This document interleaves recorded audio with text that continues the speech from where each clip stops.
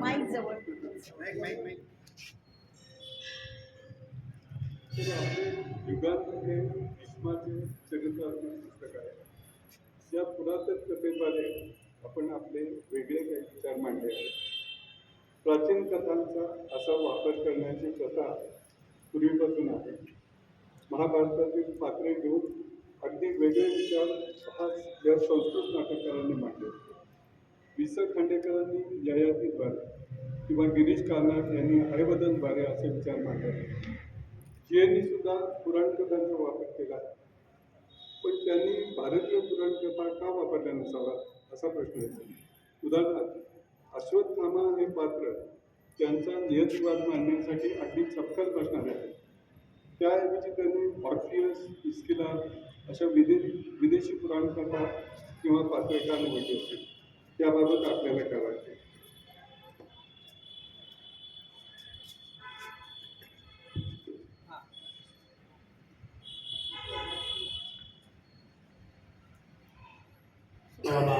नमस्कार. लाईट गेल्यामुळे अतिशय गूढ वातावरण निर्माण झालेलं आहे. त्यामुळे जे अधिक कळतील आपल्याला अशी अपेक्षा करूया. जीएनच्या सारखा महान साहित्यिक हे मराठी साहित्याचं सांगितलं तर भारतीय साहित्याचं एक भूषण आहे. आणि आम्ही सगळेजण जे इथं जमलेलो आहोत त्यांचे वाचन जमलेलो आहोत. सरांनी आता माझ्या युगांत कादंबरीचा उल्लेख केला. महाभारताला व्यासांच्या बद्दल असं म्हटलं जातं की व्यासोच्छिष्टम जगत सर्व. महाभारतात जशा कथा आहेत तशा जगात कुठेही नाही आहे. जगातल्या अगदी अद्भुत कथा वाटतात त्या सगळ्या महाभारतामध्ये आहेत असं एक विधान केलं जातं. नवरा आंधळा आहे पण डोळ्यावर पट्टी मारून आयुष्यभर अंधत्व स्वीकारणारी गांधारी जगातल्या कुठल्याही साहित्यामध्ये नाही. सर्व सामर्थ्य आपल्याकडे असताना राजसिंहासनावर बसणं टाळून आयुष्यभर त्याचीच निगराणी करणं, संरक्षण करणं असा जो कृष्ण आहे असंही कुठं झालेलं नाही. जीए यांचं वाचन त्यांच्या पत्रातून वगैरे जर बघितलं प्रबोधन तर ते वैश्विक होतं. ते मूळ इंग्रजीचे प्राध्यापक होते आणि खरं तर असं मलाही वाटतं की त्यांनी महाभारताकडं वळून त्यातलं काही मिथ्स घेतले असते तरी चाललं असतं. पण ते ग्रीक कथेकडे वळलं. ग्रीक साहित्य जे आहे, प्राचीन ग्रीक साहित्य, त्याचा मोह जगातल्या अनेक मोठमोठ्या लेखकांना झालेला आहे. विंदा करंदीकरांनी आपल्या एका कवितेमध्ये लेखूंच्या फासात अडकलेलं असं एक त्यांनी एक शब्द वापरला. ती लेखूंची कथा ती ग्रीक साहित्यामधली आहे. ती लेखून आणि त्याची मुलं ते फास आवडला जातो सगळा तो नागाचा, असं ते त्यांनी मिथ ते घेतलेलं आहे. म्हणजे जीने एकट्याने घेतलं अशातलं ऐकलं आहे, पण जीने जर जास्त प्रभावीपणे ते घेतलं. मला असं वाटतं आता ते का घेतलं हे जीएनाच माहिती आहे. पण मला एक अंदाज असा आहे की जीए सारख्या लेखकाच्या मनामध्ये जो आशय निर्माण झाला असेल तर त्याला पॅरल असं जगात जागतिक साहित्यामध्ये कुठं आहे आणि कदाचित त्यांना ते ग्रीक साहित्यामध्ये आढळलं असेल आणि त्यामुळं त्यांनी तो विचार केला असेल तिथं ते आपल्याकडे ते मिथ्स आपल्याकडे वापरले असेल. किंवा जीएची जी एक प्रवृत्ती आहे, गंभीर प्रवृत्ती म्हणतो आपण, गंभीर असं नाही ते विरोधीही होते. त्याच्यामुळे विनाकारण काही अनेक आक्षेप वगैरे सगळे घेतले जातात आणि चांगल्या मोठमोठ्या लेखकांनी त्यांच्यावर चुकीचं लिहिलेलं आहे. कालच मी वडील सरांशी या विषयावर बोलत होतो तर ते म्हणाले त्यांचा जन्म बेळगावला झाला आणि मग हातकणंगलेकरांनी सुद्धा, मी एकसंब्याला गेलो आणि एकसंब्यामध्ये त्यांचा जन्म झाला, मी त्यांना त्यांच्या शाळेला भेटलो वगैरे असं काय काय लिहिलं आहे हातकणंगलेकरांनी. ते सर्वस्वी चुकीचं आहे असं वडीलसरांचं म्हणणं आहे. जीए समग्र आयुष्यामध्ये फक्त एकदाच एकसंघाला गेले. बाकी त्यांचा आणि एकसंघाचा काही संबंध नव्हता. म्हणजे त्याची वाजवळ ते वडील वगैरे तिथं होते, तो भाग वेगळा, पण ते स्वतः तिथं गेलेले नव्हते. बहिणीच्या लग्नासाठी म्हणून तिथं ते गेलेले होते आणि तेवढाच एक दिवस त्यांचा.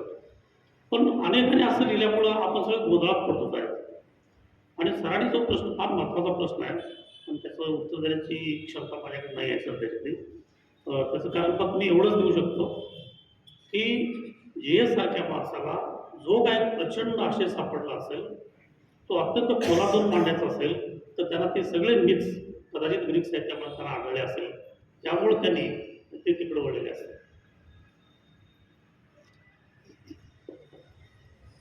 तुमच्या पुस्तकाशी संबंधित असा एक प्रश्न विचारतो की युगांच्या प्रस्तावनेत आपण म्हटले आहे, स्त्रीचा सन्मान करणारा आदर्श पुरुष असूनही भीष्म हा स्त्री द्वेषाची शिकार आहे. त्या संदर्भात GNच्या अनेक कथांमधली पात्रे स्त्रीच्या द्वेषाची शिकार झाली. उदाहरणार्थ एक परी कथा सदृश लांब नाकाची गोष्ट यामधली राजकन्या सुंदर असून नायकांना मोहात पाडून फसवते, दुबाडते, किंवा वस्त्रकथेमधील अय्यर डॉक्टरची बायको त्याचे जीवन विरस करून टाकते. अशी स्त्री पात्रे त्यांनी का रंगवली असेल?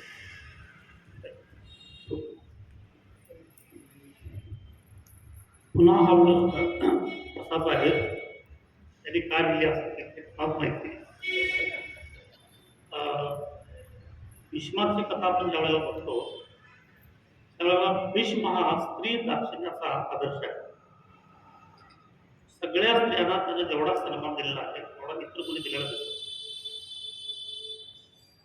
पण न कळत त्याच्याकडून त्याच्यावरती अन्याय होतो. न अंबा अंबिका अंबालिका त्याला ज्यावेळेला तो अंगबळानं ना परवा घेऊन जातो, तर त्यावेळेला या त्या आमंत्रण नसल्यामुळे काही राजाचं भीष्मानं अपमान झाला, त्याचा बदला घेण्यासाठी म्हणून तो तिथे आणि तो घेऊन जातो माझ्या साक्षात घ्यावा माझ्या. त्यावेळेला शालवर ज्याचं प्रेम आंबेवरती होतं तो तेवढा युद्धाला येतो आणि तो शाल समोर बसल्यानंतर उभं राहिल्यानंतर आंबेला फार आनंद ते हसते. पण भीष्म त्याला पराभूत करतो आणि त्या तिघींना घेऊन येतो घरी. हस्तिनापूरला आल्यानंतर अंबा सांगते की माझं शालावर पिकलंय. तर मग तो ते तिथंच सांगितलं असतं तर बरं झालं असतं, ते मी तुला तिथंच सोडले असते. आता काय, पण तेवढा सत्यवती विरोध करतो की आमच्या घराण्यातून आपल्या राजघराण्यातून तिथं आलेली मुलगी, आम्ही जिंकून आलेली मुलगी ती परत नाही पाठवत. पण भीष्म तिला समजावून सांगतो आणि सैन्य वगैरे देऊन व्रत देऊन त्याला अत्यंत सन्मानानं चोळी बांगडी करून तिला पाठवतो. शालवतीचा स्वीकार नाही करत. तो म्हणतो की त्यानं तुला पडवून दिलेले आहे, त्याच्यामध्ये तुझा अधिकार आहे, आता माझा तुझा काही संबंध, म्हणजे प्रेम नाकारतो. ती काशीराजाकडे जाते, वडिलांच्याकडं. ती दरवाजा बंद करून घेते. कुठेही तिला आधार मिळत नाही, कुठेही तिला आधार मिळत नाही. ती भीष्माकडे येते आणि भीष्म सांगतो की तुझं त्याच्यावरती प्रेम असल्यानंतर मी तुला इकडून पाठवलेलं आहे, माझा समाज सांगतो आणि मी तर ब्रह्मचारी आहे, माझी शपथ आहे, प्रतिज्ञा आहे, त्यामुळे मी तुझ्याशी लग्न करू शकतो. या परिस्थितीमध्ये ती परशुरामाकडे जाते, शंकराकडे जाते. तिचे द्वेष कसा वाढत जातो हे मी समजून तुम्हाला ते. आणि तिच्या लक्षामध्ये येतं की हा लढा भीष्माचा माझा नव्हे किंवा शाल्वाचा माझा नव्हे, तर हा स्त्री आणि पुरुषाचा सनातन लढा. आणि मग ती हे जे करते बदला घ्यायचं ठरवते, त्यासाठी ते दुसरा जन्म घेते. आणि शंकर तिला सांगतो की या जन्मात भीष्माला कुणीही हरवू शकत नाही, त्यामुळे तुला दुसरा जन्म घ्यावा लागेल आणि तोही शिखंडीचा घ्यावा, तृतीय पत्नी आहे. ते सुद्धा ती सहन करते आणि ती दुसरा जन्म घेते आणि भीष्माला संपवते. ऐकण्याचं माहिती. गांधारीवरती आपले सगळे सरदार वगैरे पाठवून आपल्या आंधळ्या मुलासाठी, धृतराष्ट्रासाठी तिला मागणी घालतो. ती डोळ्यावर पट्टी तिथंच बांधते आणि हस्तिनापुराला लग्नासाठी आल्यानंतर तिचे डोळे बघायचे असतात त्याला, कारण ती जगातल्या सगळ्यात सुंदर डोळ्यांची तरुणी असते गांधारी. आणि म्हणून तो निरोप पाठवून येतो. त्यावेळेला गांधारी कातरीच्या पट्ट्यावर डोळ्यावरची पट्टी बघून त्याला फार दुःख होतं आणि त्याच्या मनामध्ये ते की माझ्या हातून आणखी एक महिलेवरती अन्याय करा. आणि मग शेवटी तो तिला म्हणतो मला माफ कर, पण तुला डोळ्यावर पट्टी आल्यामुळं एखादं दृश्य बघायचं असतं ते बघता येणार नाही त्यापुढे आयुष्यभरामध्ये, त्याची काही खंत आहे. तर ती सांगते जग ज्याला घाबरतं त्याला त्याचा धबधबा आहे, अस्त्र शस्त्र सगळ्यामध्ये जो अतुलनीय असा आहे. त्या पितामह भीष्माला मरायला बघायचं होतं, पण आता मी ते बघू शकत नाही. आणि गमत म्हणजे त्याच्यामुळेच मी ते बघू शकत नाही. त्यावेळेला भीष्माच्या डोळ्यातून पाणी फक्त गळतं आणि तो सांगतो की डोळे असलेल्यांना भीष्म दिसतात नाही, कदाचित दिसतात तर तो तुला दिसेल. पण जीएने ज्या कथा केलेल्या आहेत अशा पद्धतीच्या खूप अस्वस्थ त्या सगळ्या कथा केल्या. दोन नावं देते ती काही काही स्त्रिया संसारामध्ये येतात आणि काही कारण नसताना सुद्धा उद्ध्वस्त करून जातात. केवळ सुंदर स्त्रियाच नव्हे तर ज्या अत्यंत कुरूप आहेत त्या स्त्रिया सुद्धा सगळा संसार उद्ध्वस्त करून जातात. याच्यामध्ये थोडस अनैतिक संबंध आपल्याला जीएचे असले यार्दे जण आता चांगला आहे जीएच्यावर ते सांगतात की काम विकाराच्या संदर्भात लिहिताना जीए कुलकर्णींनी असं काही दाखवलेलं सरळ सरळ लिहिलेलं आहे. त्याच्याकडे ते बघत असताना ज्ञान म्हणून विज्ञान म्हणून त्या नजरेने ते काम असल्याकडे बघतात. काय दृष्टिकोन आहे. एका समीक्षकानं असं म्हटलंय की जीएच्या कथेतील ज्या स्त्रिया आहेत त्या पतिव्रता अमुक असं वगैरे काय त्या क्षीणालयाचा असा शब्द वापरतात. हे कमी वाचल्याचा हा परिणाम, त्यामुळे असं बोललं जातं. सगळं जर संपूर्ण जीएच्या सगळ्या कथा जर वाचल्या किमान 50% जरी वाचलं तरी त्याला हे तसं मग त्याला ते मागं घ्यावं लागतं. ह्याला बागलकोटला जीए होते आणि तिथं प्राध्यापक नारायण म्हणून एक आहे होते. अजून आहेत नाही मला माहिती नाही. ते जी वडील सरांना म्हणाले की जीए हा असला मनुष्य होता त्याच्यावर कोणी प्रेमच करू शकत नव्हतं. त्यानंतर स्वतः वडीलसरी मला म्हणाले की कमालीचा स्त्रीद्वेष्टा. हे तर ते कसं काय असं म्हणू शकले की वडील सर असं मला आश्चर्य वाटतं की चुकून त्याच्या तोंडातून शब्द गेला असेल एखादा चुकून गेला असेल असं मला अजूनही वाटत नाही. आणि कशा जीए हे स्त्रीद्वेष्टे नव्हते. उलट त्यांचं म्हणणं असं होतं की स्त्री ही पुरुषाला पूर्णपणे समजून घेते व पुरुष हा स्त्रीला समजून घेते. त्याने पूर्णार्थानं त्याला समजून घ्यायला पाहिजे. म्हणजे आणखी त्यांचं एक वाक्य आहे 40-50 वर्ष झालेला पुरुष त्याला एवढंही कळत नाही का की सापाला विष असतं, वाघाला घाण असते. तसं स्त्रीला सुद्धा एक वेगळं अंग असू शकेल घाणेरडं आणि ते समजून घेण्याची त्याच्याकडे वृत्ती नाही आहे. उलट मला जे असं दिसतात की ते सगळ्या प्रकारच्या स्त्रियांना समजून घ्यायचा प्रयत्न करतात. त्याच्या लक्ष्मी वगैरे कथा इथं त्या आपल्या जळगावमधले मंदिर आहे ते कपिलेश्वर वगैरे ते, तर ती कथा बघितली तर ती बाई किती झटते आपला संसार चांगला होण्यासाठी वगैरे. अशा अनेक कथा आहेत की ज्याच्या त्या स्त्रियांनी आपलं आयुष्य संपवून टाकलं, विहिरीमध्ये त्यांनी आत्महत्या केल्या आणि पण संसार चांगला होऊ दे, संसार चांगला होऊ दे याच्यासाठी त्या लढत होत्या. आणि त्यामुळे अशा ज्या आहेत की संसार उद्ध्वस्त करणाऱ्या स्त्रिया त्याच्यापेक्षा संसार सांभाळणाऱ्या स्त्रिया अधिक जीएने अनुभवलेत असं माझं मत आहे. आणि जीएनचं आईबद्दल, बहिणीबद्दल, मुलीबद्दल ही मतं तर अत्यंत चांगली आहेत. त्याच्या पत्रात वगैरे आपल्याला ऐकायला वाटायला. त्यामुळे केवळ अशाच कथा त्यांनी त्याच्यातला भाग नव्हे. उलट माझं तर म्हणणं असं आहे की पूर्ण मराठी साहित्यामध्ये स्त्रीचा इतका, स्त्रीच्या मनाचा, तिच्या विश्वाचा इतका वेध घेणारा, इतका सखोल वेध घेणारा, माणसाच्या पातळ वेध घेणारा दुसरा कथाकार नाही असं माझं मत आहे.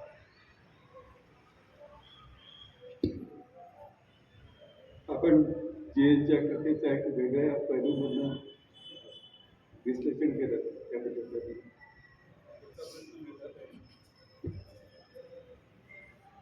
पण जीएनच्या साहित्याचे कथाकथनाचे काही कार्यक्रम केले आहेत.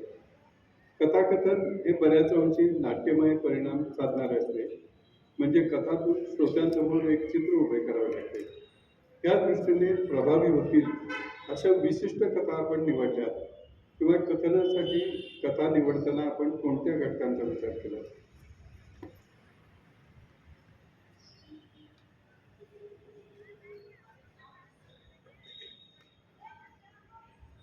नमस्कार. आता सरांनी जो मुद्दा मांडला मी त्याच्याशी पूर्ण सहमत आहे. कारण जीएने इतकी विविध तऱ्हेची स्त्री पात्र निर्माण केलेली होती.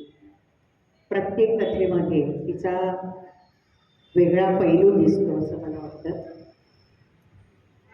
विशेषतः समाजाकडून, केवळ पुरुष वर्गाकडून असं नव्हे, तर समाजाकडूनच तिला जे स्थान मिळालं तेच इतकं नीच होतं की तिच्या संकटामध्ये, तिच्या दुःखामध्ये भर पडली. कधी तिचं कुटुंब असेल, कुटुंबाकडनं, कधी इतर नातेवाईकांकडनं, आर्थिक परिस्थितीमुळे प्रत्येक वेळेला पिचलेली अशी स्त्री त्यांच्या वाङ्मयात दिसते. तर सरांच्या मताशी मी सहमत आहे. आत्ता जो जोगळेकर सरांनी प्रश्न विचारला, मी अनेक वेळेला जीएच्या कथांचं अभिवाचन केलं. अभिवाचन करताना अर्थात साहजिकच आपल्याला ती गोष्ट आवडायला पाहिजे. त्यामुळे पहिल्या वाचनात, दुसऱ्या वाचनात, तिसऱ्या वाचनात ती आवडली तर मग पुढे ती निवडण्याचा प्रश्न. पुन्हा संपूर्ण कथा आपल्याला अभिवाचनात वाचता येत नाही. त्याच्यामधलं काही सिलेक्ट करावं लागतं, एडिटिंग करावं लागतं. आणि हे एडिटिंग अतिशय नाजूक पद्धतीने करावं लागतं. कारण जीएनसारखा समर्थ लेखक जे लिहितो त्यातलं गाळणं हे खूप कठीण असतं. एकंदरीतच लेखकांनी जे लिहिलेलं असतं ते सलग काहीतरी लिहिलेलं असतं. त्यातलं काही गाळून पुन्हा ते चांगल्या प्रकारे प्रेझेंट करणं ही फार मोठी जबाबदारी असते. पण एडिटिंग केल्याशिवाय अभिवाचन करता येत नाही, संपूर्ण कथा वाचता येत नाही, वेळेचं बंधन असतं. पुन्हा अभिवाचनामध्ये संवाद अपेक्षित असतात. जीएनच्या कथामध्ये वर्णनात्मक भाग पाननपान आहे. अनेक वेळेला पान, दीड पान, वेस्किलारसारख्या कथा संपूर्ण पुस्तकावर जोडच आहे. म्हणजे अर्ध पुस्तक एक कथा उरलेले अर्ध पुस्तक, त्या एवढं काही वाचणं अभिवाचनामध्ये शक्य नसतं. त्यामुळे एडिट करा. आता एडिट करताना मी काय गोष्टी लक्षात घेते तर मुख्य म्हणजे कथेमध्ये पात्र भरमसाठ नसता कामा नाही. लिमिटेड पात्र आणि त्यांची कॅरेक्टर जी आहे लेखकाने मांडली ती अत्यंत ठसठशीत. म्हणजे अभिवाचनाच्या कालखंडामध्येच ती लोकांच्या डोळ्यासमोर उभी राहून त्याचं एक मनामध्ये इम्प्रेशन निर्माण होईल. अशा रीतीने त्या कथामध्ये पात्र असायला पाहिजे असं मला वाटतं. आणि त्या अनुरोधाने मी कथेची निवड करते. म्हणजे आता त्यासाठी सरांनी जी मगाशी लक्ष्मी कथा घेतली ती माझी अत्यंत आवडती कथा आहे. ऑर्फियसही मी घेतलेली आहे किंवा राधी घेतलेली आहे. मगाशी आईच्या विषयी सर म्हणाले की आईचं एक अत्यंत उदात्त स्वरूप लेखकाच्या जे मनात आहे ते त्यांनी राधीमध्ये मांडलेलं आहे. तिच्यामध्ये जे आईपण दिसतं, त्याचा मोठेपणा आणि तरीसुद्धा तिला भोगावे लागणारे भोग त्यांनी त्या कथेमध्ये मांडले. पण आपण लक्ष्मी ही कथा लक्षात घेऊ आणि त्याच्यामध्ये मी काय विचार केला असाच प्रत्येक कथेमध्ये विचार करून ही कथा मी निवडलेली आहे. त्यातली कॅरेक्टर्स ही मोजकी आणि ठसठशीत आहे. ठसठशीत अशा अर्थाने की लक्ष्मी ही त्यातली जी मुख्य नायिका जी आहे ती समर्पणाची पराकाष्ठा आहे. म्हणजे आपण कल्पना करता येणार नाही स्त्रीने किती म्हणून समर्पण करावं. म्हणजे काय वेळेला अशी चीड येते की ह्या बाईला नाही का घराच्या बाहेर पडता आलं कधी. हे सगळं भोगत राहण्याच्या पेक्षा आपण बाहेर पडून काहीतरी ती 2 घास अन्न तरी खाऊ शकली असते. पण ते न करता ती त्या घराशी एवढी बांधली गेलेली की समर्पणाची पराकाष्ठा आहे. अशा रीतीने तिचं पात्र लक्षात येतं. घरी दारिद्र्य आहे, अफाट दारिद्र्य आहे. त्यात नवरा पडलेला आहे जो तिला अत्यंत तुच्छपणे वागवतो. म्हणजे जी बाई लोकांच्या घरामध्ये, आता हा काळ लक्षात घ्यायला पाहिजे. जीएनचा काळ त्यांनी जे लहानपण पाहिलेलं आहे त्यांच्या मनामध्ये त्यावेळेची जी स्त्रीची प्रतिभा आहे, पिचलेल्या स्त्रीची प्रतिभा, त्या अनुरोधाने त्यांनी हे कॅरेक्टर मांडलेलं आहे. घरी नवरा पांगळा झालेला आहे पडून, पण त्याला अन्न घालवलं पाहिजे, त्याला तूप भात दिला पाहिजे, त्याचं सगळे लाड पुरवले पाहिजे. दुसऱ्याच्या घरी पाणी भरते ही बाई. पाणी भरणाऱ्या ज्या घरी भरतीये त्याच्यामध्ये सुद्धा ती माणसं अगं तू 2 घास खा असं सुद्धा म्हणतात.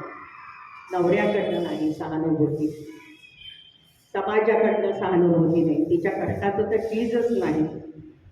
तिला सावत्र मुलगा आहे, तो सावत्र मुलगा अशा तऱ्हेने तिला छळतो की ती जणू काही घरात नाहीच.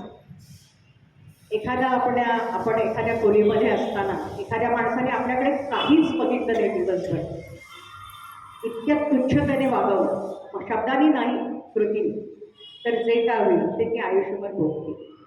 त्या मुलाकडनं ही आपली सावत्र आहे, म्हणजे आपल्या आईची जागा घेणारी आहे असं लक्षात घेऊन त्याने तिचा द्वेष केला. असा हा श्रीपाद नावाचा तिचा सावत्र मुलगा आहे. हे कमी काय, तिची स्वतःची जी 2 मुलं आहेत ती सुद्धा सावत्र भावाच्या बरोबरीची. हे आणि एक त्या बाईचं दुःख आहे, म्हणजे ती सुद्धा कधी आई म्हणून तिला चिकटत नाही, तिने केलेल्या गोष्टीचं कोणतंही चीज नाही, उलट सावत्र भावाकडे ती ओढली गेलेली. त्यामुळे या बाईला आई म्हणूनही कुठचंही स्थान नाही घरामध्ये, बायको म्हणूनही नाही, नोकर म्हणून सुद्धा नाही. कारण ती आल्यानंतर सगळ्यांना काय जे वाटेल त्याच्यात हिला उरलंय याची सुद्धा कोणी फिकीर करत नाही. यांच्या ज्या गोड कथा आहेत त्याच्यामध्ये विविध पात्रांची निर्मिती जी केलेली आहे. त्याच्यामध्ये जोगटिणीचं पात्र अनेक कथांमध्ये असते. जियेला ज्या गोष्टीबद्दल आकर्षण वाटतं तेही पात्र अनेक कथांमध्ये वेगवेगळ्या नावं घेऊन येतात. त्याचप्रमाणे जियेला ज्याचा तिरस्कार वाटतो असं हे पात्र त्याच्या कथामध्ये वेगवेगळ्या नावाने येतात. ते गंगू जोगटीण ही याच्यातली आहे. अशीच जोगटीण त्यांची 3-4 कथातनं आलेली आहे. तशी ही गंगू जोगटीण आहे. ते ठसठशीत पात्र आहे. ते खलनायक आहे, खलनायिका म्हणतो आहे की नाही आधी कळत नाही. कारण ही सगळी पात्र जी आहे ही काही बाहेर द्वेष दाखवणारी आहेत आणि काही गुप्तपणे द्वेष करणारी आहेत. तिला छळणारी आहे, तिच्या वाईटावर आहे, पण तिला मात्र कळत नाही. तर ही गंगू जोगटीण ती जोगवा मागायला येते. ती तिला इतकं दुर्लक्ष करते तिच्याकडे की हिच्याकडे जोगवा सुद्धा मागत नाही. बाकी 10 घरी जोगवा मागते, पण हिच्याकडे जोगवा सुद्धा मागत नाही. इतकी दुर्लक्षित ही बाई आहे. त्याच्यामध्ये 2 आणि पात्र आहेत असं म्हणायला हरकत नाही. एक म्हणजे कपिलेश्वराचं देऊळ. आज आपण शहापूरमध्ये कपिलेश्वराचं देऊळ बघतो. हे कथेतलं मोठं पात्र आहे आणि ते सुद्धा तिच्या इतकंच नायिकेइतकंच दुर्लक्षित आहे. त्या देवळामध्ये कुणीही जात नाही. त्याच्यासमोर एक निर्वागार चौकोनी असं पुष्कर म्हणजे मोठा तलाव आहे ज्याच्यावर दाट शेवाळं माजलेलं आहे. आई वर्षभरात नाही 2-4 प्रेत तरी त्याच्यावर फुगून आलेली दिसतात. कुणी जनावरं धुण्यासाठी किंवा हातपाय धुण्यासाठी सुद्धा त्या पुष्करणीत उतरत नाही. असा हा पुढचा तलाव, भयान असं त्याचं आतलं स्वरूप मंदिराचं. हे मंदिर आणि आपली लक्ष्मी या दोन्ही साध्याचं हे दुर्लक्षित झिडकारले हे या कथेतलं मोठं एक पात्रच म्हणायला हरकत नाही कपिलेश्वराचं. आणि तेही मनात ठसतं बाकीच्या पात्राप्रमाणे. त्याचप्रमाणे जियेंच्या अनेक कथामध्ये साप, अजगर जे प्राणी येतात तसा हा मोठा अजगर आहे. पण हा अजगर फार वेगळा आहे.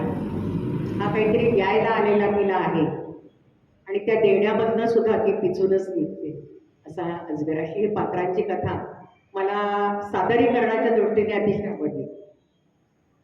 दुसरा म्हणजे झिडकारलेला हा धागा जो आहे हा संपूर्ण कथेत सुरुवातीपासून शेवटपर्यंत हा झिडकारण्याचा धागा कथेमध्ये जियेने मांडलेला आहे.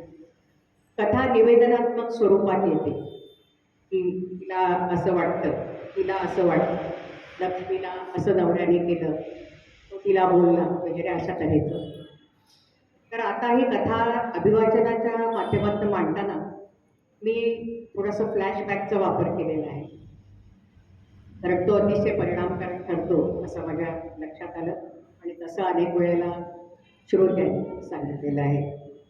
तेव्हा अर्धी कथा झाल्यानंतर मग फ्लॅशबॅकमध्ये बाकीचा मागचा भाग दिसतो. म्हणजे ती ज्योतिष जी आहे ती कधी नव्हे ती तिच्याकडे येते आणि तू दारिद्र्यानं पिचलेली आहेस, तर तुला मी उपाय सांगते. तर ती म्हणते की माझं काय आयुष्यभरात मी उपास तपास व्रत सगळं सगळं करून झालं, पण दारिद्र्य काय हटत. ती म्हणते की मी सांगते तुला उपाय करशील. ती म्हणते हो करीन मी, सांग. 21 प्रदक्षिणा घाल भर संध्याकाळी. संध्याकाळच्या करकरीत तिने सांजना प्रदक्षिणा घाल तेव्हा. ती म्हणते हो करीन. तशा नाही, उलट्या प्रदक्षिणा, उरफाट्या प्रदक्षिणा घाल, तर तुला देव प्रसन्न होईल. त्याला चिडी येऊ, देवाला चिडी येऊ. तो तुला देत नाही ना काही, त्याला चिडी येऊ. म्हणजे त्याला टोचून टोचून उठव आणि मग तो तुला प्रसन्न होईल. तिचा विश्वास बसतो. सगळं केलं आहे तर हे तरी आता कशाला टाळायचं. ती प्रदक्षिणा घालायला ज्या ज्या देवळात जाते त्या त्या ठिकाणची पुजारी माणसं तिला हाकलून देतात. पण उलट्या प्रदक्षिणा घालणं हा अशुभ संकेत समाजामध्ये मानला जातो, असं कोणी घालत नाही. मग शेवटी ती झिडकारलेल्या देवळात येते. ती स्वतः जशी झिडकारलेली आहे. पण कपिलेश्वराच्या देवळात कोणीच येत नाही. ती वाट त्या काळी अगदी एकाकी होती, वळणावळणाची, दोन्ही बाजूला शेतं असलेली. वाटेत बैरागी मारुतीचं देऊळ आहे. तिथे नाथपंथीय साधू हंडी भडकला जाणारे तिथे रात्रीचे धुनी पेटवून बसलेले. संध्याकाळच्या करकरीत तिने संध्येच्या वेळेला वाट्यावर कोणी नसताना ते चिली ओढणारे साधू तिच्याकडे लाल डोळ्यांनी बघतात. तरी ती घाबरत जाते, कारण दारिद्र्य दूर करायचं आहे. आणि अशा तऱ्हेने तिथे जाते आणि मग तिला अजगर भेटतो. अशी ती कथा आहे, जणांनी त्यातली वाचली असेल. त्या अजगराच्या शेपटाला ती फक्त हात लावते, कारण तो तिला गिळत नाही. आणि त्या शेपटाच्या तुकड्याचं सोनं होतं. अशी ती जीएनी कथा रंगवलेली आहे. तो सोन्याचा तुकडा घेऊन जेव्हा ती आनंदाने घरी येते, तिला असं वाटतं की अजगराच्या तावडीतून सुटलीस. म्हणजे आत्तापर्यंत आपल्याला जे कधीही आयुष्यात मिळालं नाही, या सोन्याच्या तुकड्यामुळे तरी आपल्याला मिळेल. तर हे एवढं वैभव म्हणजे सगळ्यांचं आयुष्य उजळून निघेल. पण नवरा काय म्हणतो, तू कर्मचारी तरी माझ्या नशिबात आलीस. शेवटी शेपटाला तो अजगर बाहेर पडत असताना त्याला हात लावलास, म्हणून एवढासा तुकडा सोन्याचा आपल्याला मिळाला. अख्खा अजगर जर समोर असताना तो हात लावला असतास तर मी मळे खरेदी केले असते. म्हणजे अजगराने हिला गिळलं असतं ते त्याच्या मनामध्ये येते. इतकी ती झिडकारलेली. मग तो कथेचा शेवट वैतागून शेवटी त्या मंदिरातच येते. दुसरं तिला स्थान नसतं. तिला तिचा श्रीपाद नावाचा जो मुलगा असतो तो काठी घेऊन हाकलून लावतो. सोनं काढून घेऊन काठी घेऊन तिला हाकलून लावतात. शेवटी ती मंदिरातच आहे. आणि मग जीएनची गूढ कथा सादर करायची ही मला अतिशय आवडल्यामुळे ही कथा निवडली. गूढ भाग असा आहे की गूढ सादर करणं हे लाईट साऊंड याच्या माध्यमातून तसं सोपं असतं. किंवा आपण आत्ता फिल्म बघितली, तुम्ही पुष्कळ गोष्टी एकत्र आणू शकता, परंतु शब्द माध्यमातून गूढ कथा सादर करणं खूप कठीण जातं. त्याच्यासाठी आम्ही कथेमध्ये 4 पात्र होतो. केसू भट तिचा नवरा, श्रीपाद तिचा मुलगा होता, निवेदक मध्यंतरी ही कथा जोडण्यासाठी, सांधा जोडण्यासाठी निवेदनात्मक काही भाग असतो, त्यातलाही भाग एडिट करून घेतलेला होता. कथा नीटनेटकी ज्याला फ्लो राहील, कथेला प्रवाह राहील अशी कथा ती करण्यात आली होती. आणि शेवटचा जो गूढ भाग आहे ती तिथे आली आहे. काय करायचं तिला कळत नाही, घरनं कोणीही येत नाही तिला बोलवायला तिथे. पण तिला तिथल्या भिंतीवर बसलेली रात्र झाली असताना काही माणसं दिसतात, काहीतरी दिसतं माणसं. तिला वाटतं चला कोणीतरी आहे, आपल्याला सोबत होणार, आपल्याला वाचवणार कोणीतरी आहे. पण एक म्हातारी येते तिथे. तिला ती म्हणते, आलीस इथं, ये, तुझीच वाट बघत होतो आम्ही. सगळेजण कुत्सित असतात त्या भिंतीवर बसलेली माणसं. त्याच्यानंतर तिला कळतं, त्याच्या पुढे ती म्हातारी म्हणते हिला की तू आलीस, आता तुझी शेवटची काय इच्छा आहे ती पुरी करू आम्ही. पुन्हा सुद्धा ते माणसं कधकदा असतात. तिला वाटतं की इतके दिवसात जेवलो नाही, आपण जेवण मागावं का, किंवा एक मऊ बिछाना तरी की ज्याच्यावर अंग टाकलं झोप तरी मला मिळेल का, कधी न मिळणार. पण नको. की मग तिच्या लक्षात येतं की आपला श्रीपाद हा मुलगा आहे, याच्यामध्ये माझ्याबद्दल इतका कमालीचा द्वेष आहे आणि आपल्या आईबद्दल आदर आहे. ती बाई कशी असेल एवढं तरी विचारूया या बाईला. ती म्हणते की माझी सवत कशी होती ते मला दाखव.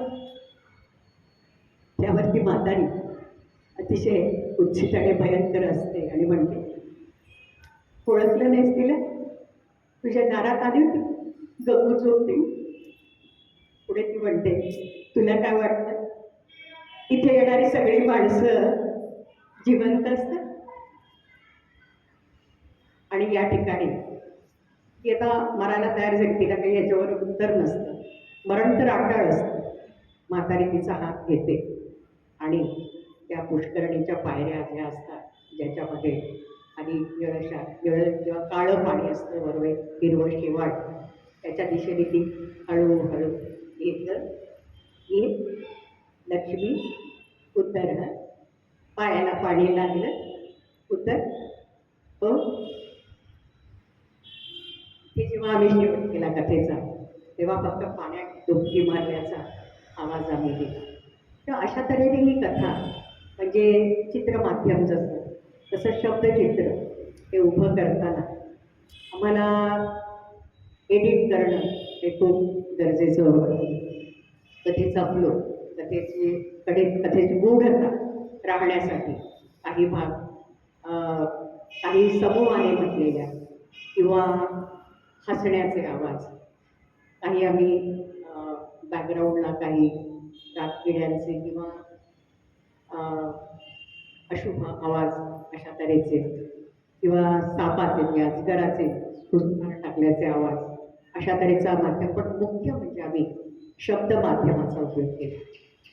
दुसरी आम्हाला अभिवाचनामध्ये आणि हातामध्ये हे हत्यार असतं की टोन.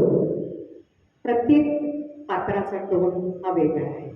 ते पात्र आम्ही वर्णनात्मक जिथे भाग आहे जेने घेतलेला, तो केसूभट कसा होता, तो कसा बोलेल, तो अतिशय आपापलेला माणूस आहे, तो कसा बोलेल, लक्ष्मी कशी बोलेल, तो श्रीपाद कसा तरकटपणे बोलेल, आणि ती गंगू जगते तर ती कर्नाटकातली आहे. त्यामुळे तिच्यापुढे आम्ही आपले जो येऊ निवेला जातो, येऊ निवेला जातो अशा तऱ्हेची गाणं आम्ही जी घातली, जातो म्हणून राहू नये अशी जी गाणी होती ज्या जोगतीने म्हणत येतात, तो इफेक्ट आम्ही साधला. तेव्हा लेखकांनी जी वर्णनात्मक पात्र म्हणजे वर्णन जे लिहिलेलं आहे पात्रांचं, ते आम्ही शब्दांच्या आणि आवाजाच्या माध्यमातून आम्ही घातलं. एक मात्र आम्ही याच्यामध्ये अगदी म्हणजे जाणीवपूर्वक गोष्ट मी केली की एडिट करताना लेखकाचा शब्द बदललेला नाही. वर्णनात्मक पात्र वर्णन जे आहे ते कधीतरी आम्ही संवादामध्ये केलं. शब्द लेखकाचे संवादामध्ये केल्यामुळे पानंपान वर्णन करण्याच्याऐवजी संवादामधनं ते प्रेक्षकांना कळल्यानंतर त्याचा इफेक्ट जास्त होतो हे आमच्या लक्षात आलं. आणि संवादात्मक प्रत्येक पात्राच्या धाटणीप्रमाणे ती पात्र बोलत गेली. निवेदन लांबट केलं नाही. घटनांचा क्रम तेवढा जे आम्हाला जास्त परिणामकारक आहे त्याप्रमाणे घटनांचा क्रम घेतला वेगळा, आणि कथेची गूढता तशीच ठेवली शेवटपर्यंत ही पात्र म्हणजे माणसाच्या नंतरच्या योनीतली पिशाच्य योनी म्हणा, भूत म्हणा, काही जे याला शब्द म्हणता येईल अशी आहे. याचा कथा ऐकताना अंदाज न येता गंगू दोघीत सुद्धा त्यातलीच आहे हा अंदाज येत नाही. कथा अशा तऱ्हेने सादर केली. तिचे उच्चार सुद्धा जाड रफ, तिचं जशी कॅरेक्टर आहे त्याप्रमाणे ते उच्चार घेतले. आणि या सगळ्याला थोडीशी संगीताची साथ असल्यामुळे आम्हाला संगीत हे सतत वाजवलेलं नाही, शब्द हे आम्ही जास्त कळतील, लेखकाचे शब्द जास्त पोचतील श्रोत्यांपर्यंत हे बघितलेलं आहे. नाट्यमयता आणण्यासाठी संवाद जो घेतला ते संवाद सुद्धा फार मोठे नव्हते. याच्यामध्ये या कथेमध्ये बऱ्याच कथांमध्ये संवाद खूप मोठे आहेत, ते सुद्धा आम्ही कॉम्पॅक्ट केले असेल. परंतु त्याचा धागा जोडताना सुद्धा मेधा मराठेंचं वाक्य मध्ये आलं नाही कुठे. मुख्य म्हणजे लेखकाची वाक्यच, लेखकाचीच कथा आम्ही शेवटपर्यंत सादर केली, त्यामुळे ती प्रभावी झाली. त्यामुळे अखंड असं शब्दचित्र लक्ष्मीचं तयार झालं, लक्ष्मीच्या पिचलेपणाचं अखंडपणे शब्दचित्र तयार झालं. ऑर्फियस ही कथा वेगळ्या तऱ्हेने सादर केली, कारण ती ग्रीक मायथॉलॉजीवर आधारलेली होती. त्याला आम्ही हार्पचा उपयोग केला, तो अतिशय परिणामकारक ठरला. याच्यामध्ये निवेदन सुद्धा जी एनच्या काही कथांमध्ये रिपिटिशन आहे.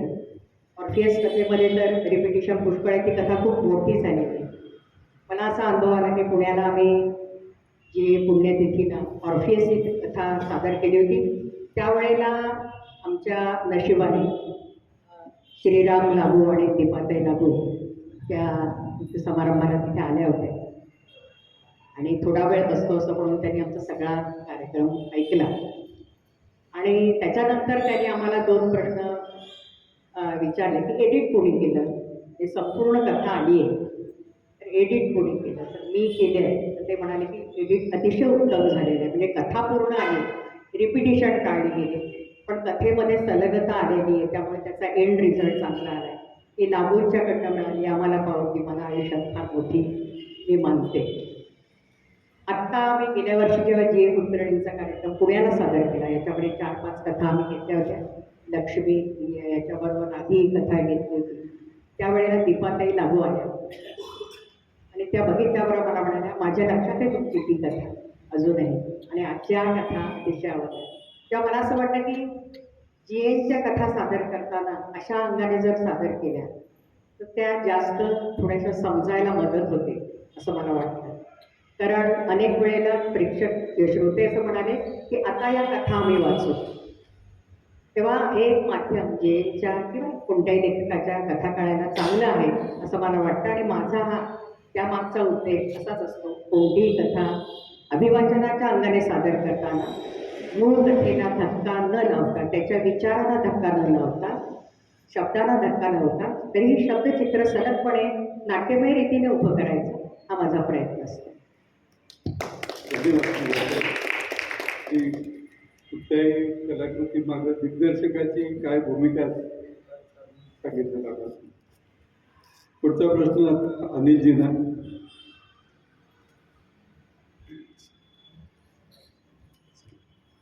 तुम्ही गंभीर प्रवृत्तीचे वाचक आहात. साहित्यामधून एखाद्या साहित्यिकाला समजून घ्यायचे म्हणजे प्रामुख्याने त्यांनी मांडलेले विचार काय आहेत आणि ते वाचकापर्यंत पोहोचवण्यासाठी त्याची शैली किती अनुरूप आहे हे पाहायला लागते. जी एनची शैली त्यांचे विचार पोहोचवण्यात यशस्वी झाली आहे असे तुम्हाला वाटते का? त्या अनुषंगाने तुम्ही काही सांगू शकाल का? हो, नक्कीच सांगू शकतो. सर्वप्रथम जी ए वाचताना सलग वाचताना ते कथासंग्रह आहे आणि दीर्घ कथासंग्रह आहे, ते सलग वाचताना माझ्या ध्यानात एक गोष्ट अशी आली की जी एनचा जर विचार करायचा झाला तर तो 2 अंगाने केला पाहिजे. एक त्यांचा विचार साहित्यिक म्हणून केला पाहिजे, भाषेच्या अंगाने, शैलीच्या अंगाने, ते जे अलंकार वापरतात त्या अंगाने, ते साहित्यात जे काही लागतं साहित्यासाठी आवश्यक असतं त्या अंगाने जे एनचा विचार झाला पाहिजे. दुसऱ्या बाजूला ते कोणतं तत्त्वज्ञान नेमकं सांगू पाहत आहे किंवा त्यांचा कथेतून येणारं तत्त्वज्ञान कोणतं आहे असा त्यांचा विचार झाला पाहिजे. म्हणजे एक साहित्यिक, एक विचारवंत आणि तत्त्वज्ञ या दोन्ही अंगाने त्यांचा विचार झाला पाहिजे हे मला जाणवलं. साहित्यिक म्हणून जी एनची जी भाषाशैली आहे ती अतिशय समृद्ध अशी भाषाशैली आहे. जेव्हा भव्य नेत्रदीपक असं काही त्यांना सांगायचं असतं तेव्हा त्यांची भाषा अतिशय भरजरी आणि सौंदर्यशाली अशी भाषा ते वापरताना दिसतात. एखादं कुरूप विरूप अशा पद्धतीचं स्वरूप जेव्हा त्यांना त्यांच्या कथातून पुढे आणायचं असतं तेव्हा असं दिसते की त्यांची भाषा एक वेगळ्याच वळणावर जाते. ती अतिशय तीक्ष्ण, भिडणारी आणि टोकदार दारिद्र्याचं वर्णन असेल, अपंगत्वाचं वर्णन असेल किंवा माणसातल्या वैगुण्याचं आणि विकृतींचं वर्णन असेल, तर त्या अंगाने त्यांची भाषा तीक्ष्ण आणि टोकदार झालेली आहे. त्यामुळे भाषेचा वरदहस्त लाभलेला असा जे हा साहित्यिक नजरेसमोर येतो. पात्रांच्या बाबतीत बोलायचं तर जीच्या कथातून जी पात्र उभी राहिलेली असतात ती अतिशय सक्षम आणि सुघट पद्धतीने ते उभी करतात. कथातल्या वेगवेगळ्या पात्रात जीएनी आपल्या भाषाशैलीने अक्षरशः प्राण ओतल्यामुळे ती पात्र आपल्याला सजीव झालेली भासतात आणि त्याचा वाचकावर परिणाम असा होतोय की त्या पात्रांच्या सोबतीने वाचक सुद्धा त्या कथेत शिरतो, कथेचं एक अंग होतं.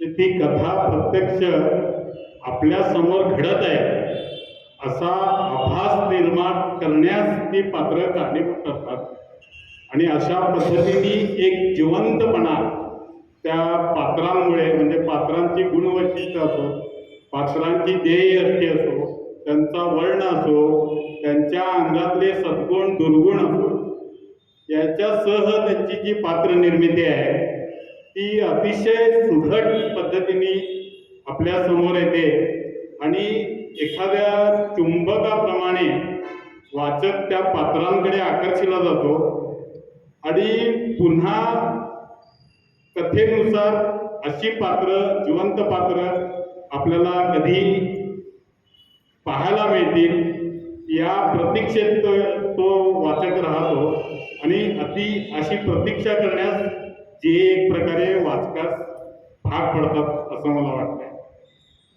मनुष्याखेरीज जे परिसराचं वर्णन असेल, पशुपक्ष्यांचं वर्णन असेल, निसर्गाचं वर्णन असेल, सजीव सृष्टीचं इतर वर्णन असेल, कीटकांचं सुद्धा वर्णन असेल, जे काही जीएनच्या कथेत येते ते अतिशय काटेकोर पद्धतीने आणि रेखीव पद्धतीने ते त्यांच्या कथेतून प्रतीत होत असतात. ते स्वतः एक सिद्धहस्त चित्रकार असल्यामुळे त्यांची भाषाच चित्रमय झालेली आहे असा आभास हे सगळं पाहताना वाचकाला नक्कीच होतो. आणखी एक महत्वाची गोष्ट सांगायची म्हणजे जीएनचं जे काही तत्वज्ञान आहे किंवा विचारवंत म्हणून त्यांचे जे काही विचार आहेत ते विचार वाचकाच्या मनावर बिंबवण्यासाठी किंवा वाचकाला पटवण्यासाठी ते आपल्या कथातून उपमा, उत्प्रेक्षा आणि रूपक अलंकारांची खैरात करताना दुसऱ्या बाजूने सुभाषित असो, उपदेश असो, भाष्य असो, वचनं असो, अशा प्रकारचं सगळी जी साधनं आहेत त्या निशी त्यांची कथा सिद्ध झालेली आपल्याला दिसते आणि या साधनांचा सगळ्याचा पराकोटीचा मोहमयी परिणाम वाचकावर होतो आणि वाचक त्यांच्या साहित्याकडे आकृष्ट होतो. त्यांचा विचार स्वीकारायचा आपण की नाकारायचा ही गोष्ट बाजूला सारून साहित्य वाचलं पाहिजे. म्हणजे विचार स्वीकारावा किंवा नाकारावा हे दुय्यम, पण साहित्य स्वीकारून वाचक पुढे जातो. म्हणजे जे दुर्लक्षित लेखक राहत नाही, त्यांच्या विचाराला नकार देणारा वाचक, त्यांच्या विचाराचा स्वीकार करणारा वाचक, दोघेही त्यांच्या भाषेच्या आणि इतर जी त्यांनी सृष्टी उभी केलेली आहे त्याच्या प्रेमात पडलेले आपल्याला दिसतात. तत्वज्ञान म्हणून जीएनचा जो विचार आहे तो असा विचार आहे की नीती ही सूत्रधार आहे आणि मनुष्य जो आहे तो नीती ही सूत्रधार आहे आणि मनुष्य आहे तो या सूत्रधाराच्या हातातलं कळसूत्री बाहुलं आहे. अशा पद्धतीने एक त्यांच्या कथांचं सूत्र दिसतंय. त्यामुळे त्यांचे जे नायक आहेत ते किती धीरोदात्त, धाडसी आणि शौर्यवान असले तरी अंतिमतः एका अटळ अशा शोकांतिकेला ते सामोरे जातात असं आपल्याला दिसतंय. त्यामुळे नीती शरणता ही हा त्यांच्या एकूण लेखनाचा एक महत्वाचा विषय आहे आणि नीती शरणता हेच त्यांचं तत्वज्ञान आहे असं आपल्याला दिसतंय. या सगळ्यामुळे काय होतंय की नीतीवर विजय जो मिळवायचा असतोय तो विजय मिळवण्यास मनुष्य जो आहे तो असमर्थ ठरतो आणि तो असमर्थ ठरल्यामुळे त्याच्या ठाई एक वैफल्यग्रस्तता, निराशजनक परिस्थिती अशा प्रकारची नकारात्मक परिस्थितीला तो सामोरा जातोय आणि बरीच त्यांची जी पात्र आहेत ती स्वतःला बळी देताना दिसतात, आत्महत्या करताना. त्यांच्या कथांचा सगळा शेवट जो आहे तो अतिशय दुःखद होतो असं आपल्याला दिसतंय. धन्यवाद. आणखीन एक प्रश्न तुम्हाला विचारायचा आहे पण थोडं वेळेचं बदल म्हणून मी मंगेशकडे वळतो. मंगेश, जी हे तुमचे आवडते लेखक, ते गंभीर लेखक आहेत पण त्यांच्या लेखनाच्या शेवटच्या काळामध्ये त्यांनी माणसे आरभाट आणि चिल्लर असं पुस्तक लिहिलं. त्यात काही विनोदाचा भाग आहे, ते त्यांचे अनुभव आहेत लहानपणीचे वगैरे. आणि त्यांनी मुग्धाची रंगीत गोष्ट आणि बिंबची बकर ही 2 बालकेंद्री पुस्तकं पण लिहिली. तर ह्या त्यांचा जो काही विनोद त्यांनी मांडला आरभाट आणि चिल्लरमध्ये, त्यात त्यांची जीवनदृष्टी काही वेगळी दिसते का गंभीर कथांमधून ते जे तत्वज्ञान मांडतात तेच त्याच्यामधूनही दिसते? मला काय नमस्कार. मला असं जाणवत आहे की जीएनचा मूळ पिंड हा गंभीर लेखनाचा आणि ते त्यांच्या अनेक कथातून आता मगाशी त्या बाकीच्या सहकार्याने सांगितलं त्याप्रमाणे ते सतत गंभीर. इव्हन तुम्ही आता माणसे आरभाट आणि चिल्लरबद्दल जे म्हणतात त्याच्यातलं 20% भाग तेवढाच विनोदी म्हणण्यापेक्षा उपहास या अर्थाने आलेला आहे. त्या पुस्तकामध्ये जीएनने आपलं बालपण आणि त्या बालपणात झालेल्या घोड्या आणि त्या घोड्या करता करता जो विनोद निर्माण झालेला आहे याच्यावरती. पण हे सगळं सांगत असताना परत हरिदासाची कथा मूळ पदावर सतत जी परत गंभीरतेकडेच येते आणि म्हणजे त्याच्यामध्ये आता मगाशी मेघाताईंनी सांगितलं, त्यांनी तर नाट्य वाचनच केलेलं आहे, कथा वाचन केलेलं आहे. त्याच्यामध्ये एक तापू सामंत नावाचा त्यांचा एक बालमित्र आहे, त्याच्या घोड्या त्यांनी मांडलेल्या आहेत. त्यानंतर त्यांचा नानू बापट नावाचा एक मित्र आहे, त्याच्यावरती त्यांनी केलेलं आहे, भाष्य केलेलं आहे. पण हे सगळं करता करता जसे आपल्याला पुलंनी दामले मास्तर दिले तसे यांचे दातार मास्तर आहेत. दातार मास्तरांची वरची भक्ती आणि मुलांमधला दंगा याचं वर्णन त्यांनी माणसं आरभाट आणि चिल्लरमध्ये जे केलेलं आहे ते अतिशय उत्कृष्ट आहे. मला तर सुरुवातीला माणसं आरभाट आणि चिल्लर वाचताना त्यांनी ते पुलं स्टाईलनेच लिहिलेलं आहे, इतकं ते पुलांच्या लेखणीच्या जवळ जातं. पण जसं तुम्ही म्हणालात की त्यातला विनोदापेक्षा गांभीर्यच मला आवडतं. आरभाट आणि चिल्लर हे पुस्तक जरी थोडं विनोदी रंगाने जात असलं तरी मला थोडंसं म्हणजे जीएनचं लिखाण कसं वाटतं माहिती आहे की चहासाठी उकळत ठेवलेलं जे पाणी असतं ना त्याच्यात जेव्हा आपण चहापूट टाकतो सुरुवातीला चहा पूर्ण त्याच्यात अर्क न झाल्यामुळे सुरुवातीला थोडासा पिवळसर रंग असतो आणि नंतर तो अर्कामध्ये त्याचं रूपांतर जे झाल्यानंतर पूर्ण दाट चहा आणि त्या चहाचा वास आपल्या नाकात गेल्यानंतर जे आपल्याला एक तलप येते, तसं जेएलचं वाचन म्हणजे कथा वाचन किंवा त्याच्या कादंबऱ्या कमी आहे, कथा जास्त आहे, पण जे वाचताना हे अशी तलप येते आणि ती जी धुंदी आहे त्या धुंदीमध्येच माणूस राहतो. जीएनचं तसं साहित्य कमी आहे, साहित्य लिखाण कम्पेअर जर इतर लेखकांशी केलं तर बरंच कमी आहे, पण ते आपल्याला अशी झिंग का देतं तर त्यांच्या लिखाणातलं वेगळेपण आणि जसं बाकी वक्त्यांनी सांगितलं त्यातली गूढता. मला तर म्हणजे त्यांच्या कथांमधली काही वाक्य अशी अंगावर येतात. उदाहरणार्थ मला म्हणजे त्यांच्या सगळ्याच कथा चांगल्या आहेत, पण राधी खूप आवडते. त्याचं कारण ज्या राधीची कथा बेळगावच्या महादेव गल्लीमध्ये झालेली आहे त्या वातावरणात माझं बालपण गेलं. त्या महादेव गल्लीतनं तर अनेक वेळा आम्ही गेलो आहोत.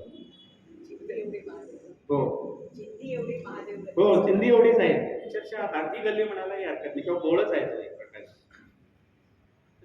त्या कथेमध्ये ती राधी जी कथा आहे ती त्या महादेव गल्लीत घडलेली आहे किंवा तशी त्याच्यावर तो भाग घेऊन त्याने लिहिलेली आहे.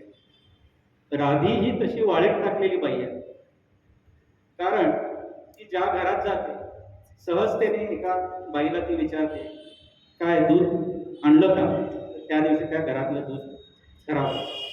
किंवा तिथून एखाद्या झाडाला तिन्ही पाणी घाल, झाड करपून जातं. अशी तिची कीर्ती असल्यामुळे तिला गल्लीतल्या लोकांनी वाळीत टाकली. आता जशी जशी पुढे सरकत जाते तसं तसं त्या कथेमध्ये आणखीन एक वैशिष्ट्य असं आहे की जे त्या घरात जे आपले वडील आई आणि जे यांची शेजारी दाखवली. राधा एका छोट्याशा पडक्या घरामध्ये ती राहत असते. जीएनच्या कथेमध्ये जीएनचे जे वडील दाखवलेले आहेत त्यांचं आणि त्या राधी त्यांचं काहीतरी नातं त्या कथेमध्ये दाखवलेलं आहे. म्हणजे दूरचं नातं आहे. म्हणजे पूर्वी जेव्हा त्यांचा एक भाऊ त्यांना घेऊन आलेला असतो राधीला आणि तिच्या नवऱ्याला, पण काही कारणाने नवरा घर सोडून जातो, राधी एकटीच राहत असते. पण तिची कीर्ती ही अशी असते, गल्लीतले लोक तिला काही चहा पाण्यासाठी, काही खाण्यासाठी, जेवणासाठी वस्तू देत असतात, पैसे देत असतात, पण राधी हा चेष्टेचा विषय असतो त्या सगळ्या गल्लीचा. कालांतराने काय होतं, राधीचा नवरा गेलेला असतो आणि साधारण 3-1 वर्षानंतर राधीचा पण मृत्यू पावतो. तिला अग्नी देऊन आल्यानंतर गल्लीतले काही लोक असे बसून त्या राधीबद्दल बोलत असतात. त्यावेळेला या मुलाचे म्हणजे जीएनचे वडील ते असं बोलून जातात, राधेचा तर नवरा 3 वर्ष अगोदर मेलेला आहे आणि हा छोटा मुलगा जे तिथं बाजूला थांबलेले असतात ते आपल्या वडिलांना चोमडेपणाने विचारतात, तुम्ही खोटं का बोलला, मी हे तिला अगोदर का सांगितलं. कारण की तू लावूनच वावरत असतो, नवरा तर अगोदर 3 वर्ष गेलेला असतो, तिला सांगितलेलं नसतं. तो वडील त्या मुलाला म्हणतात, वेड्या भुईमुगातून अजून वर आला नाही, लंगोट देखील अजून अडकली नाही आणि मला खरा खोट्याचा उपदेश करतोस. अजून 50 वर्षे जगून झाल्यावर असल्या गप्पा मार. मी इथं नसणार त्यावेळी, माझ्या हाडांचं खत झालं असेल त्यावेळी जगून म्हातारा होऊन स्वतःशी विचार करू बघ कधीतरी, खोटं बोलण्याशिवाय तुला जगता आलं असतं. आपल्याला तर असं सांगितलं जातं की लहानपणापासून खरं बोललं पाहिजे, पण हे खोटं बोलल्याशिवाय जगता येतं का, हा जो विचार जीएनने मांडला तो असा अंगावरती येतो. अर्थातच त्यांनी म्हणजे या कथेत म्हटल्यासारखं 50शी आल्याशिवाय आपलं खोटेपणाचं महत्त्व समजणार नाही बऱ्याच जणांना. अशा पद्धतीचं जे त्यांनी वर्णन केलेलं आहे, म्हणजे मला असं वाटतंय की मानवी मनाचा किंवा पात्रांचा खोल अभ्यास म्हणजे अगदी आत शिरणं हे त्यांना जमतं. म्हणूनच ते आणि आपलं साहित्यिक, मराठी साहित्यिक वर्तुळ त्यांच्या प्रेमात पडण्याचं हेच कारण आहे असं मला वाटतं. आणखी जाता जाता एकच गोष्ट सांगतो. जीएनचं जसं लिखाण कमी आहे तसं सुनीताबाईंचं पण लिखाण कमी आहे. आणि ह्या दोन्ही लेखकांवरती इतरांनी लिहिलेलं साहित्य हल्ली खूप येतं आणि आलेलं आहे. याचं कारण सुनीताबाईंचं पण लिखाण ह्याच पद्धतीने जाणार आहे असं म्हणावं. उदाहरण द्यायचं झालं तर आता माणसं आरभाट आणि चिल्लरमध्ये शेवटी त्यांनी जसं यांनी सांगितलं की मृत्यूबद्दल किंवा मृत्यूच्या अवतीभोवती घडणाऱ्या ज्या हे आहेत मानवी विचार आहे त्याच्यावरती त्यांना आकर्षण होतं जेएनला. तर त्या माणसं आरभाट आणि चिल्लरमध्ये त्यांनी एक मोठ्याच्या मोठं स्वागत लिहिलेलं आहे. एक कावळ्याला ते काकेश्वर म्हणतात आणि दुसऱ्या बाजूला देवाला योगेश्वर म्हणतात. कावळ्याला उद्देशून पण एक मोठं स्वागत आहे आणि योगेश्वराला उद्देशून पण एक मोठं स्वागत त्याने दिलेलं आहे. ते मुळातच वाचण्यासाठी. आणि दुसऱ्या बाजूला आहे मनोरंजनीमध्ये सुनीताबाईंनी पण पिंड, जे माणसाचा जो पिंड असतो यावरती इतकं सुंदर भाष्य केलेलं आहे. तर म्हणून मला असं वाटतं की दोघांनाही मृत्यू किंवा मृत्यूभोवती जे काही घटना घडतात त्याचं आकर्षण असावं.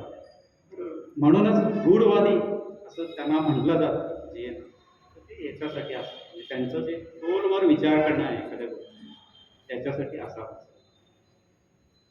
धन्यवाद. सहभागींनी वेगवेगळे पैलू आपल्या श्रोत्यांपैकी कुणाला काही विचारायचं असेल तर एक 4-5 मिनिटांमध्ये आपण बोलू शकतो त्याच्यावर.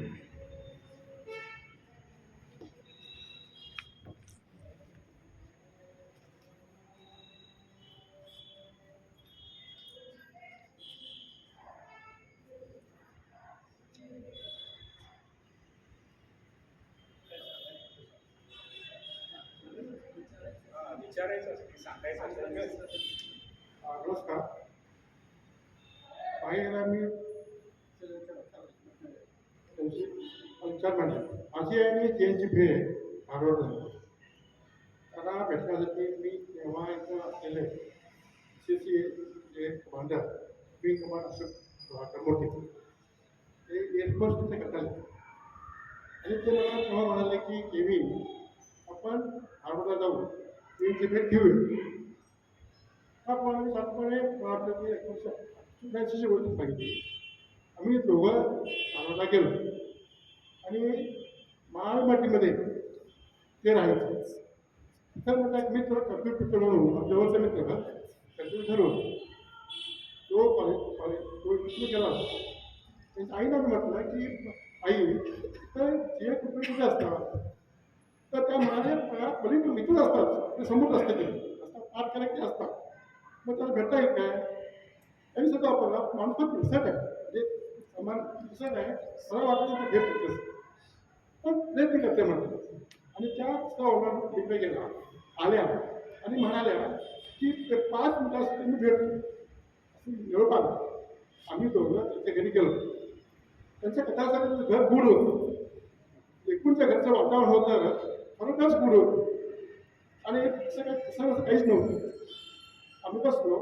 ते म्हणाले 5 मिनिट मी मोठे म्हणाले ठीक आहे मी 5 मिनिट गेलो आणि ते कथाकार असल्यामुळं त्या दोघांची बोलणी सुरू झाली. ती बोलणी साधारणपणे 5 मिनिटं 25-40 मिनिटं त्यांची दोघांची गप्पा सुरू झाली. मी आपलं प्रेक्षक होतो आणि छान गप्पा झाल्या त्यांच्या आम्ही ऐकत आहे. शेवटी मी कमांडर मोठी म्हणाली पण जे साहेब तुमच्या लिखाणात तुमचा स्वतःचा अनुभव किती आहे हा सुद्धा विचार पण मात्र थोडंसं मला पन्नास वाटला की ते माझ्या लेखनात असा कित्येक अनुभवी लेखन माझं कमी आहे. माझी जे कल्पतेतच माझे लिखाण असते असं थोडंसं मला म्हटलेलं आठवत आहे. आणि असं प्रकारे त्या लेखनाचा एक योग आला होता. धन्यवाद.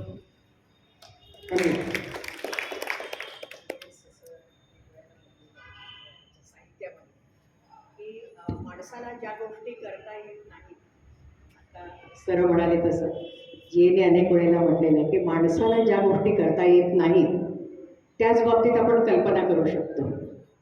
आणि म्हणून मी अशी माणसाला अशक्य असलेल्या गोष्टीमध्येच कल्पना करून कथा लिहितो असं जेने म्हटलेलं आहे.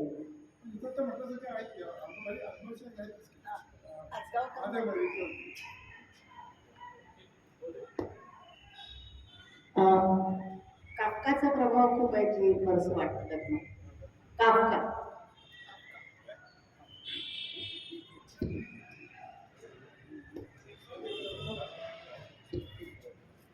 लेखक काफकाचा प्रभाव म्हणण्यापेक्षा काफका असेल, कॉम्यू असेल, सार्त्र असेल, हे सगळे तत्वज्ञानाच्या बाबतीत अस्तित्ववादी तत्वज्ञान मानणारे लेखक आहेत. आणि अस्तित्ववादाचं जे तत्वज्ञान आहे ते सर्वाधिक प्रभावी दुसऱ्या महायुद्धानंतर, म्हणजे माणसाला स्वतःच्या अस्तित्वाबद्दलचे प्रश्न पडायला लागले आणि म्हणजे क्षणात महायुद्धाने होत्याचं नव्हतं व्हायचं. त्यामुळे अस्तित्व किती क्षणभंगूर आहे आणि वास्तव आणि कोसळणारं संकट माणसाच्या हाती जणू काही नाहीच आहे, अशा प्रकारचं एक चित्र निर्माण झालं होतं. तर अस्तित्ववादाची एक बाजू अशी आहे की मगाशी सांगितले ते लेखक मानतात की माणसाचं जगणं जे आहे, आयुष्य जे आहे आणि अस्तित्व जे आहे ते एक प्रकारचं निरर्थक अशा पद्धतीचं ॲब्सर्ड ज्याला म्हणतात, ॲब्सर्डिटी, निरर्थकता माणसाच्या आयुष्यात आहे, असं हे अस्तित्ववादी लेखक काफकासह अन्य मानत असताना आपल्याला दिसतात. जीएनच्या बाबतीत बोलायचं तर त्यांच्या साहित्यात निरर्थकतेच्या ऐवजी नीतिशरणता ही अधिक प्रमाणात दिसते. म्हणजे नीती हा सूत्रधार, तर त्यांच्यावर प्रभाव गाजवणारं जर साहित्य कुठलं असेल तर मला असं वाटतं ते ग्रीक दंतकथेतलं किंवा ग्रीक मायथॉलॉजीमधलं जे साहित्य आहे. त्यांनी स्वतःच एका पत्रात लिहिल्याप्रमाणे इडिपस आणि अँटिगनी ही त्यांची आवडती पात्र होती आणि प्रॉमिथियस नावाची कथाही त्यांनी लिहिलेली आहे. तर ही ग्रीक जी मायथॉलॉजी आहे त्यात भव्य अशा प्रकारच्या शोकांतिका आपल्याला दिसून येतात आणि त्या शोकांतिकाचा प्रभाव ते इंग्रजीचे प्राध्यापक होते जी, त्यामुळे त्यांचं मराठी वाचन फारच कमी होतं. इव्हन संत वाङ्मयाला सुद्धा त्यांनी फारशी किंमत दिलेली आपल्याला दिसत नाही.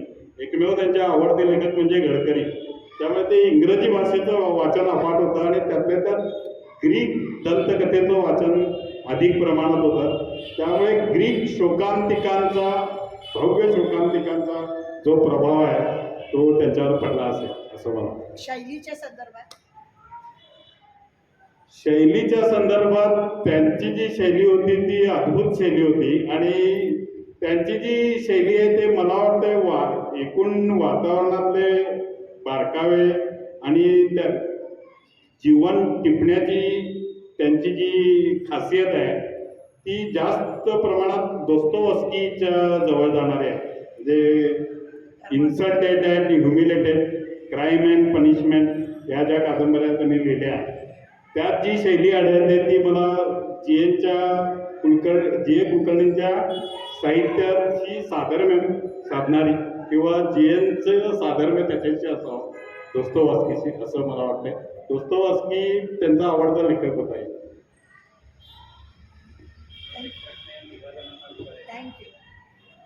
तिघातल्या कोणी उत्तर दिलं तर चालेल. आता मगाशी तुम्ही म्हणाला की कल्पनेचा विस्तार म्हणून लेखक पुस्तकं लिहित असतो तेव्हा त्याचा वापर जास्त करत असतो. जीएनच्या संदर्भामध्ये गूढयात्री जेव्हा लिहिलं गेलं, विद्यासागर चौधरींनी लिहिलं, त्याचं प्रकाशन समारंभ जेव्हा पुण्यात झाला होता त्यावेळेला गप्र प्रधानांनी स्पष्टपणे व्यासपीठावरूनच सांगितलं होतं की हे सगळं खोटं आहे, बरंचसं यातलं खोटं आहे. त्यावेळेला सप्रेबाई रडल्या होत्या. अर्थात सप्रेबाईंचा नाटकीपणा किंवा त्यांचं जे काही हे आहे ते नंतर मी नानमतीच्या वेळेला प्रत्यक्षच बघितलं. तर त्यांच्यावरती तो आरोप त्या अर्थाने तो योग्य होता का अयोग्य होता, कारण त्यांनी पण कल्पना विस्तारच केला होता.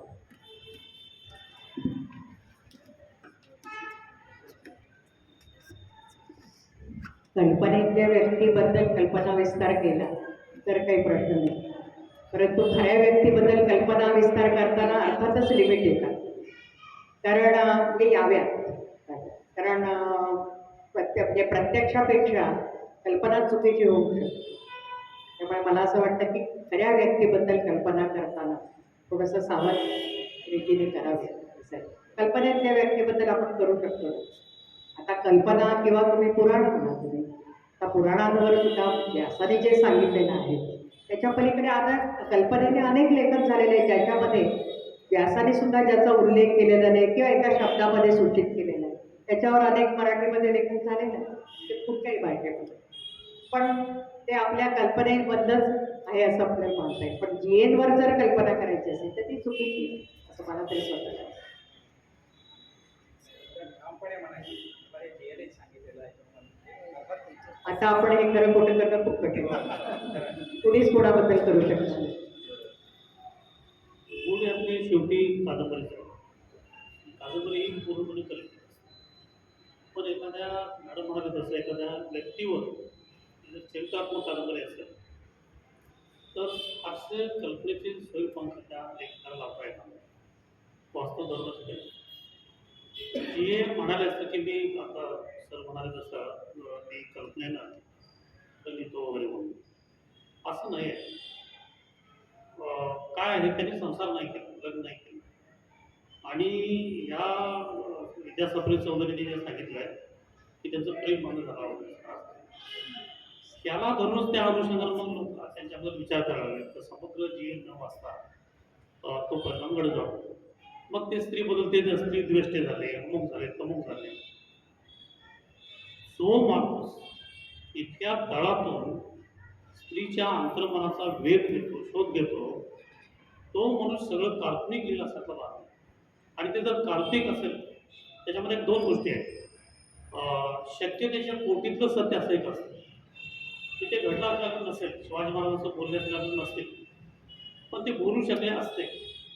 असा एक प्रकार त्या कादंबऱ्यामध्ये आपल्याला येतो. त्यामुळं असा कल्पना करतो की कशा जीएनचं ह्या ज्या सगळ्या व्यक्तिरेखाने लिहिलेल्या आहेत आणि सर मगाशी जे म्हणाले की त्यांच्या व्यक्तिरेखा ह्या जिवंत होतात, ते अगदी सत्य आहे. त्या पुस्तकातल्या राहतच नाही.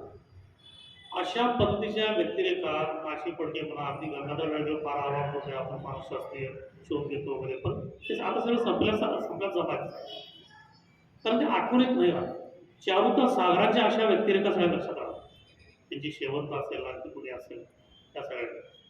आणि त्यामुळं हे कसं असतं, त्यांनी संसार नाही केला, प्रेम केलं नाही. हा गुड भाग आहे त्याच्यामध्ये, तो गुण टाका. ज्ञानेश्वरांनी संसार नाही केला आणि फार कमी वयात त्यांनी समाधी वगैरे घेतली.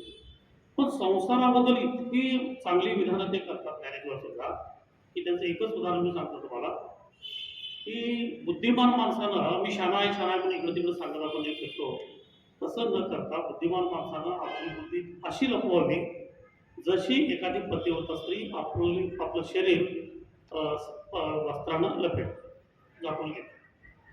हे कसं काय कळलं ज्ञानेश्वरांना संसार वगैरे न करता? त्या थोडीशीच कुठं राहतात नाही. मी तुलना नाही करत ज्ञानेश्वरांची आणि जीएची वगैरे, फार फरक आहे दोघांच्यामध्ये.